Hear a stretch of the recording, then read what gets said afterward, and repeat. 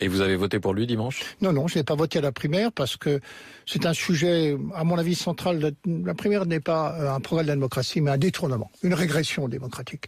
Les partis ont inventé les primaires pour tenter de se relégitimer. C'est une procédure de relégitimation au moment où leur discrédit est profond. Et ça a un effet, la primaire. Le premier effet, d'abord, c'est les partis verrouillant l'offre politique. On accentue la dérive vers le suffrage censitaire. Nous n'avons voté que les catégories favorisées. C'est François Fillon a prouvé le contraire. C'est pas lui qui tenait le parti.